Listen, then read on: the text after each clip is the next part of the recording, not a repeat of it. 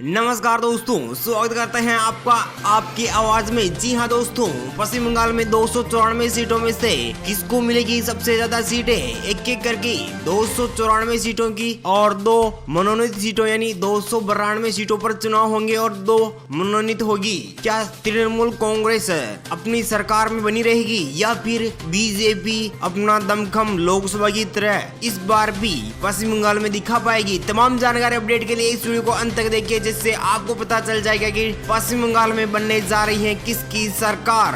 जी हाँ दोस्तों, बात करते हैं सबसे पहले कूच बिहार की 8 विधानसभा सीटों की। जी हाँ दोस्तों, कूच बिहार की 8 विधानसभा सीटों की बात की जाए तो यहाँ पर 7 पर बीजेपी, 1 पर टीएमसी, सीपीआईएम 0 पर, कांग्रेस 0 पर, अन्य खाते में यहाँ पर 0 सीट जाती हुई नजर आ रही है। वहीं बात करते हैं दार्जिलिंग की 5 विधानसभा सीटों की। दार्जिलिंग की 5 विधानसभा सीटों की बात की जाए तो यहाँ पर 4 पर बीजेपी, 1 पर टीएमसी, सीपीआईएम यहाँ पर 0 पर, कांग्रेस यहाँ पर 0 सीट पर जीत हासिल करती हुई दिखाई दे रही है। जी हाँ दोस्तों, इसी के साथ आप आपकी आवाज में पहली बार विजिट करें तो प्लीज दोस्तों अपने वीडियो नीचे के लाल बटन दिया हुआ क्लिक कीजिए, चैनल को भी सब्सक्राइब कर लीजिए, पास में एक छोटा सा नन्हा सा बेल आइकन उसको भी दबा दीजिए। जी हाँ दोस्तों, बात करते हैं दक्षिणी दिनाजपुर की 6 विधानसभा सीटों की। दक्षिणी दिनाजपुर की 6 विधानसभा सीटों की बात की जाए तो यहाँ पर 3 पर बीजेपी, 2 पर टीएमसी, 1 पर सीपीआईएम। वही बात करते हैं हावड़ा की 17 विधानसभा सीटों की। हावड़ा की 17 विधानसभा सीटों की बात की जाए तो यहाँ पर 17 में से 9 पर बीजेपी, 7 पर टीएमसी,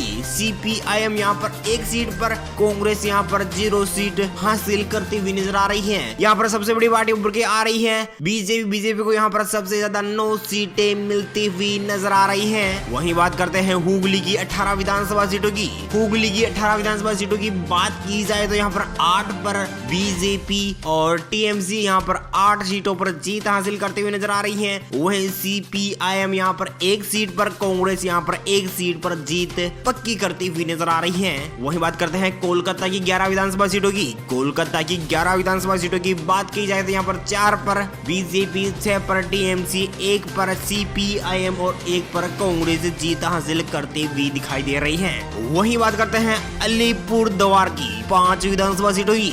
अलीपुरद्वार की 5 विधानसभा सीटों की बात की जाए तो यहाँ पर बीजेपी को 3, टीएमसी को 2 और कांग्रेस के खाते में 0 और सीपीआईएम के खाते में भी यहाँ पर 0 सीट जाती हुई दिखाई दे रही है। जी हाँ दोस्तों, वही बात करते हैं पश्चिमी वर्धमान की 9 विधानसभा सीटों की। पश्चिमी वर्धमान की 9 विधानसभा सीटों की बात की जाए तो यहाँ पर 6 पर बीजेपी, 2 पर टीएमसी, 1 पर सीपीआईएम और 0 के साथ अपना खाता खोलती हुई कांग्रेस। जी हाँ दोस्तों, वही बात करते हैं पूर्वी वर्धमान की 16 विधानसभा सीटों की। पूर्वी वर्धमान की 16 विधानसभा सीटों की बात की जाए तो यहाँ पर 8 सीटों पर बीजेपी, 7 सीटों पर टीएमसी, तृणमूल कांग्रेस यहाँ पर 7 सीटों पर, सीपीआईएम यहाँ पर 1 सीट पर और कांग्रेस का यहाँ पर 0 सीट। जी हाँ दोस्तों, वही बात करते हैं मुर्शिदाबाद की 22 विधानसभा सीटों की। मुर्शिदाबाद की 22 विधानसभा सीटों की बात की जाए तो यहाँ पर 11 तो बीजेपी को मिल सकती है सीटें। वहीं टीएमसी खाते में यहाँ पर 10 सीटें जाती हुई नजर आ रही है। सीपीआईएम के खाते में यहाँ पर 1 सीट, कांग्रेस खाते में यहाँ पर 1 सीट जाती हुई नजर आ रही है। वहीं बात करते हैं नादिया की 17 विधानसभा सीटों की।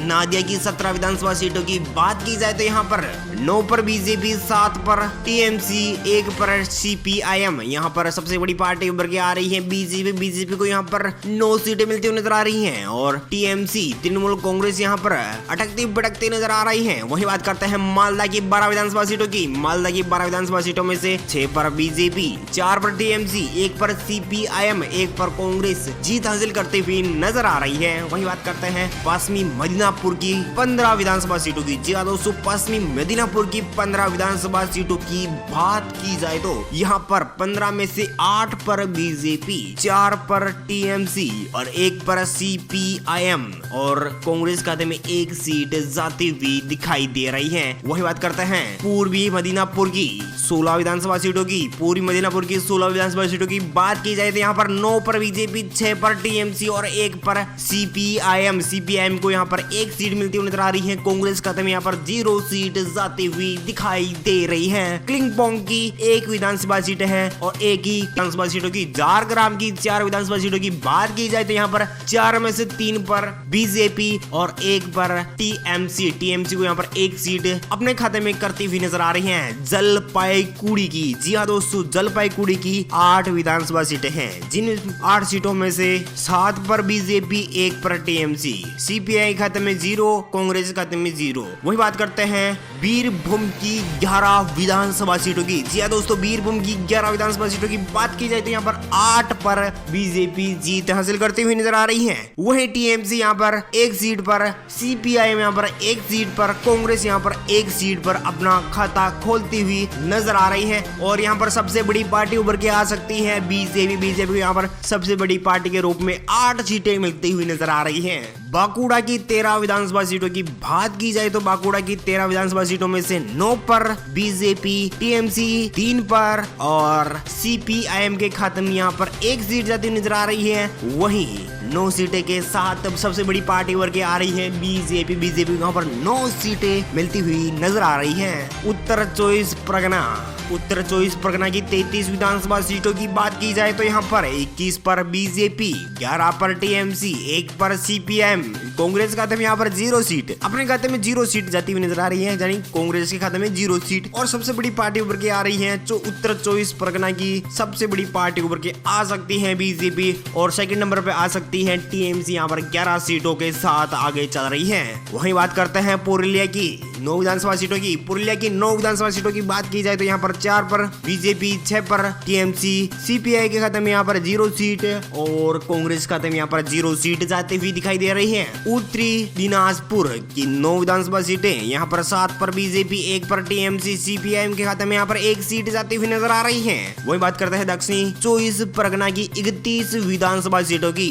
दक्षिणी 24 परगना की 31 विधानसभा सीटों की बात की जाए तो यहाँ पर 18 सीटें बीजेपी खाते में जाती हुई नजर आ रही हैं, टीएमसी खाते में यहाँ पर 12 सीटें और सीपीआईएम के खाते में यहाँ पर 1 सीट जाती हुई दिखाई दे रही है। कांग्रेस यहाँ पर खाता भी नहीं खोल पा रही है। जी हाँ दोस्तों, अब बात कर लेते हैं 294 सीटों में से यहाँ पर 172 सीटें बीजेपी को मिलती हुई नजर आ रही है, टीएमसी खाते में 103 सीटें जाती हुई नजर आ रही है, सीपीआईएम के खाते में यहाँ पर 16 सीट, कांग्रेस खाते में 5 सीट, अदर्स के खाते में यहाँ पर 1 सीट जाती हुई नजर आ रही है। यहाँ पर सबसे बड़ी पार्टी उभर के आ रही है बीजेपी की सरकार बनती हुई दिखाई दे रही है, टीएमसी सरकार गिरती हुई दिखाई दे रही है इस ओपिनियन पोल के मुताबिक। तो आपका क्या कहना है हमें कमेंट करके जरूर बताएगा। पश्चिमी बंगाल में किसकी बनेगी सरकार, कौन होगा सरकार में सबसे बड़ा, क्या बीजेपी अपनी सरकार बना पाएगी या फिर टीएमसी अपनी सरकार बना पाएगी, और आपको हमें कमेंट करके जरूर बताएगा। इसी के साथ टीएमसी का रवैया पश्चिम बंगाल में कैसा है हमें कमेंट करके जरूर बताएगा।